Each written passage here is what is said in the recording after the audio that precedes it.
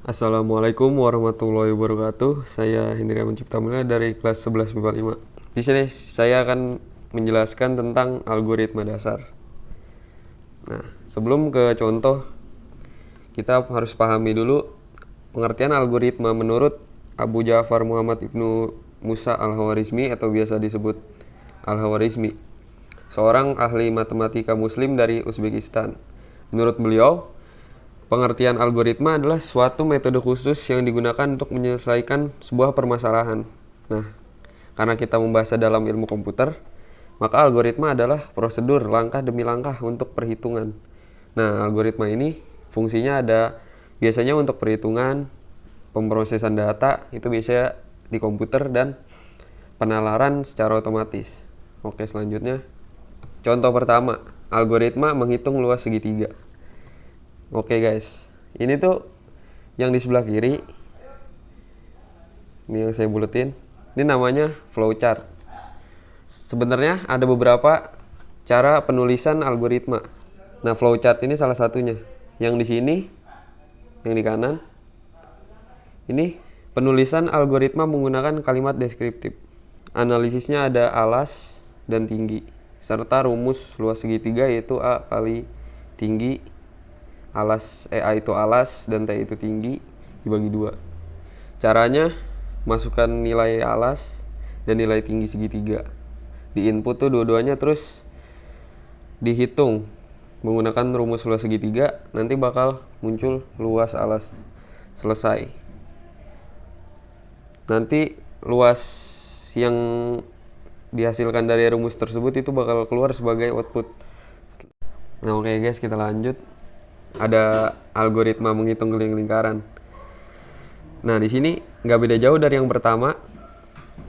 Ada 2 metode penulisan algoritma yang saya masukkan ke sini. Nah, yang ini namanya flowchart, yang kiri kayak tadi. Nah, yang ini penulisan algoritma secara deskriptif. Nah, lanjut. Analisisnya ada inputnya R itu adalah jari-jari lingkaran, dan pi, serta rumus keliling dari lingkaran yaitu 2 kali pi kali r. Nah, langkah pertama itu mulai dan masukkan nilai pi. Kenapa kita harus masukkan nilai pi? Karena kalau kita nggak masukkan nilai pi, nanti hasilnya berantakan lah. Karena kita harus tahu, kalau nulis suatu algoritma itu harus jelas supaya hasilnya yang keluar itu benar. Terus menginput jari-jari lingkaran. Nah, terus masukkan pi dan jari-jari lingkaran itu ke rumus K. Nah, nanti K-nya bakal keluar dan selesai. Oke, selanjutnya algoritma menghitung luas persegi panjang. Nah, ini juga sama, nggak beda jauh dari yang tadi.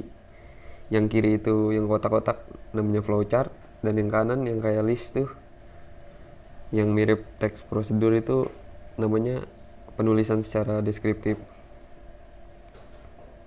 Langkah-langkah menghitung luas persegi panjangnya itu input panjang, input lebar, masukin nilai panjang dan lebar ke rumus luasnya P kali L yang bakal keluar nanti jumlah luasnya.